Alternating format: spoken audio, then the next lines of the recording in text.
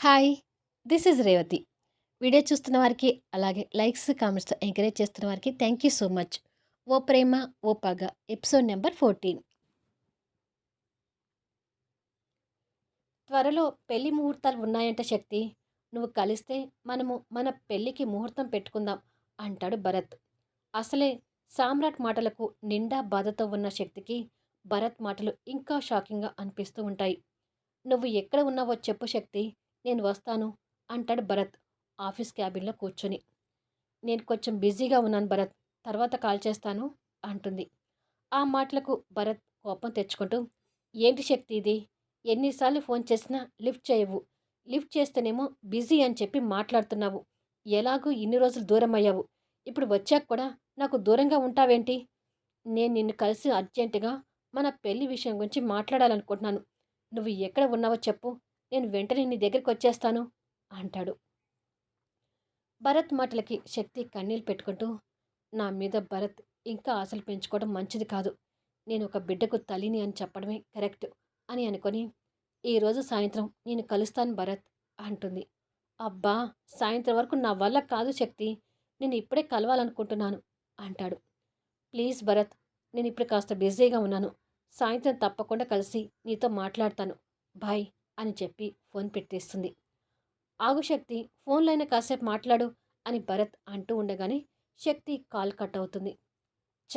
సాయంత్రం వరకు శక్తి కోసం వెయిట్ చేయాలా అని అనుకుంటాడు.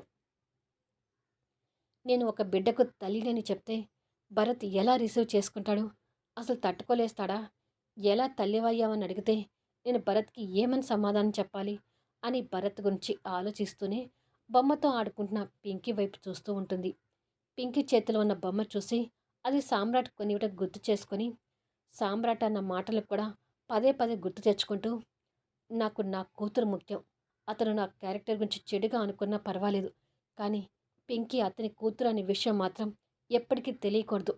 తెలిస్తే మాత్రం పంతం కోసమైనా నాకు నా ప్రాణాన్ని దూరం చేస్తాడు అని అనుకొని పింకీ చేతిలో ఉన్న ఆ బొమ్మను చూసి తట్టుకోలేక, ఇక ఆ బొమ్మని పక్కన పెట్టి, నీకున్న వేరే బొమ్మలతో ఆడుకో పింకీ అని పింకీ చేతిలో ఉన్న బొమ్మని గుంజుకోబోతుంటుంది. పింకీ ఆ బొమ్మని శక్తికి ఇవ్వకుండా వెనక్కి గుంజుకుంటూ, లేదు శక్తి, నేను ఈ బొమ్మతోనే ఆడుకుంటాను. ఈ బొమ్మని అస్సలు వదిలిపెట్టను అంటుంది. పాప తీరికి శక్తి భయపడుతూ, సామ్రాట్ తన తండ్రి అని పింకీకి తెలియకపోయినా కూడా అతడు కొనిచ్చిన బొమ్మకి ఇంతగా కనెక్ట్ అయిపోతుందేంటి అని అనుకుంటుంది. వినోద్ బాధ్యతలు వహిస్తున్న బేబీ హగ్ కంపెనీ ముందు సామ్రాట్ కార్ ఆగుతుంది. బేబీ హగ్ అని కంపెనీ పేరు కనిపిస్తూ తల్లి తండ్రి కలిసి ఒక పసిపాపని హగ్ చేసుకున్న ఆ కంపెనీ లోగో అందంగా కనిపిస్తుంటుంది. కారు దిగిన సామ్రాట్ కళ్ళకు కూలింగ్ గ్లాసెస్ ధరించి ఆ కంపెనీ బోర్డు వైపు చూసి లోపలికి వెళ్తుంటాడు. లోపల ఎవరి పనుల్లో వాళ్ళు ఉన్న స్టాఫ్ మెంబర్స్ సామ్రాట్ని చూడగానే అలర్ట్ అయిపోయి, గుడ్ ఆఫ్టర్నూన్ సార్ అంటూ విష్ చేస్తుంటారు.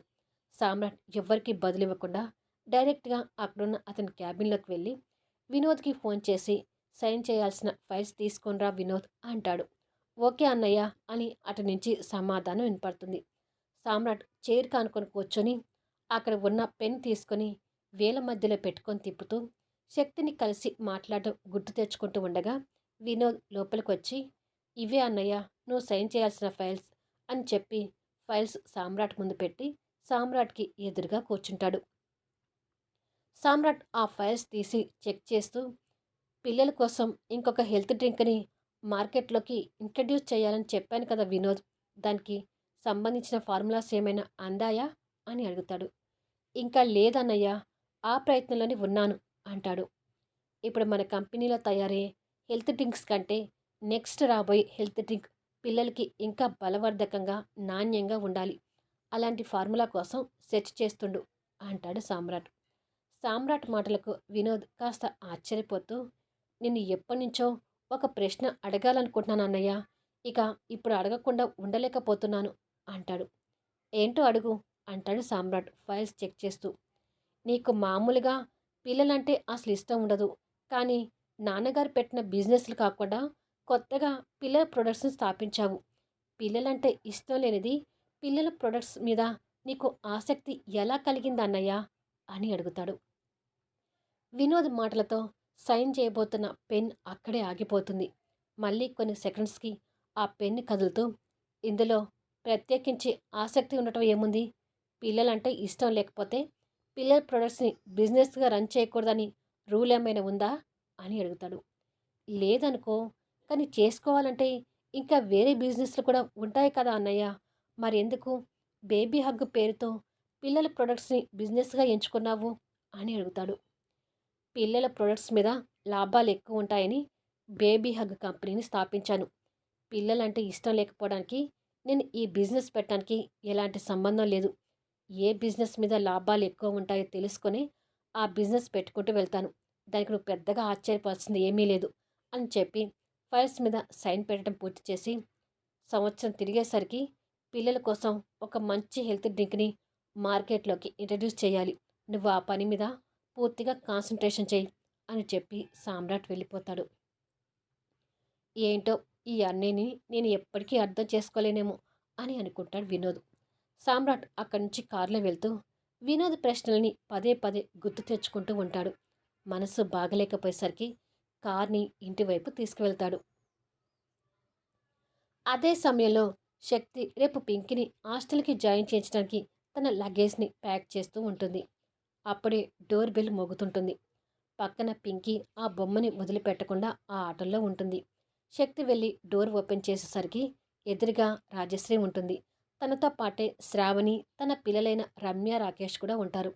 శక్తికి వాళ్ళు ఎవరో తెలియక ఆశ్చర్యంగా చూస్తూ ఉంటుంది. తను మా కూతురు శ్రావణి. ఈ పిల్లలిద్దరూ తన పిల్లలు. పింకిని కూడా ఈ పిల్లలు చదివే స్కూల్లోనే జాయిన్ చేశావని మన నీ మాటల్లో అర్థమైంది శక్తి. అందుకే వీళ్ళని నీకు పింకికి పరిచయం చేద్దామని తీసుకొచ్చాను అంటుంది రాజశ్రీ. అలాగా, లోపలికి రండి అని ఆహ్వానిస్తుంది శక్తి. మా అమ్మ నీ గురించి పింకీ గురించి ఎప్పుడు చెప్తూనే ఉంటుంది శక్తి అంటూ శ్రావణి పిల్లల్ని తీసుకుని లోపలికి వస్తుంది. పింకీ కూడా ఆ పిల్లల్ని చూడగానే కాస్త నవ్వుతూ దగ్గరికి వస్తుంది. పింకీ అంటే తనే శ్రావణి అంటుంది రాజశ్రీ. ముద్దుగా ఉంది మీ పాప అంటూ శ్రావణి మేనకోడల దగ్గరకు తీసుకొని, వీళ్ళిద్దరూ మా పిల్లలమ్మ. పేరు రాకేష్, రమ్య.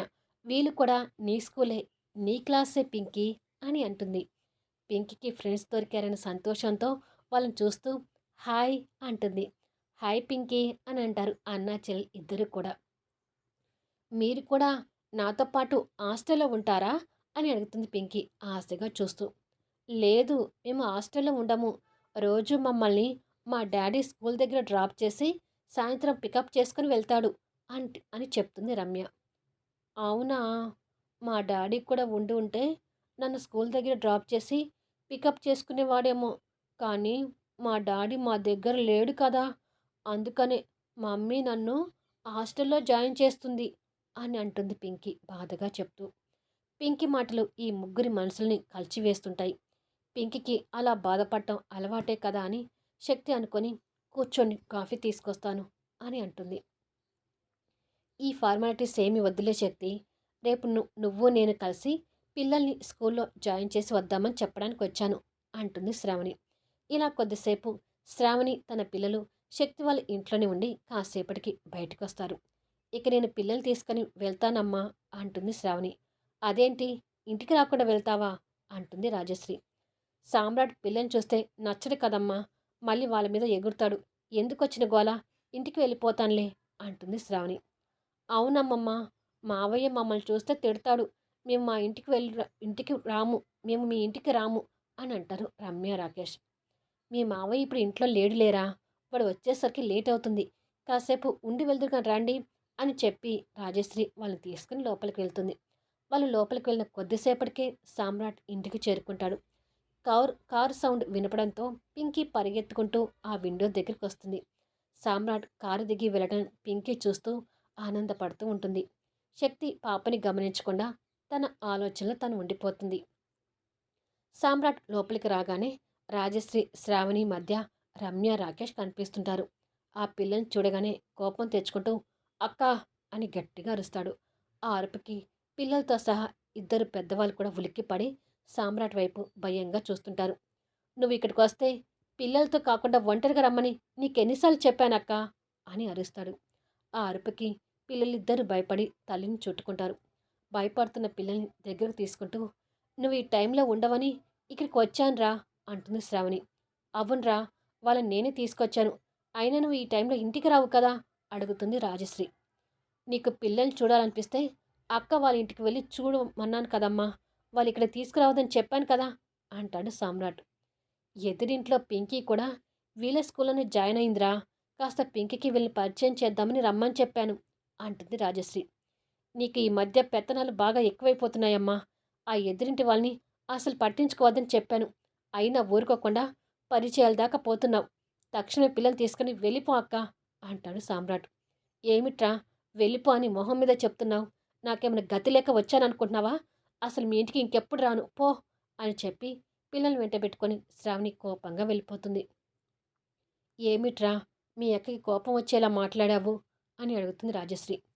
శ్రావణికి కోపం వచ్చేసరికి సామ్రాట్ కూడా బాధపడుతూ, "అక్కని బాధ పెట్టాలని ఉద్దేశం కాదమ్మా.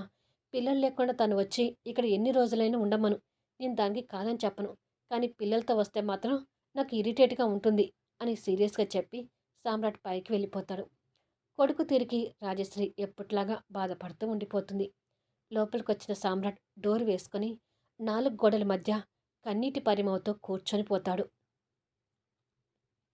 ఆ రోజు సాయంత్రానికి శక్తి భరత్ కోసం పార్కులో ఓ చెట్టు కింద వెయిట్ చేస్తూ, నేను చెప్పే మాటలు విని భరత్ ఎంతగా బాధపడతాడో తెలియడం లేదు అని ఆలోచిస్తూ ఉండగా, భరత్ తన వెనుక నుండి చూసి నవ్వుతూ వచ్చి ఒక్కసారిగా తన్ని హగ్ చేసుకుని, ఐ లవ్ యూ శక్తి అంటాడు. మరి శక్తి భరత్కి ఏమని చెప్తుంది? శక్తి చెప్పిన మాటలు విని భరత్ నిర్ణయం ఏంటి అనేది నెక్స్ట్ వీడియోలో చూద్దాము. ఈ వీడియో ఎలా ఉంది అనేది కామెంట్స్లో తెలియచేయండి. అలాగే లైక్స్ ఇచ్చి సపోర్ట్ చేయండి.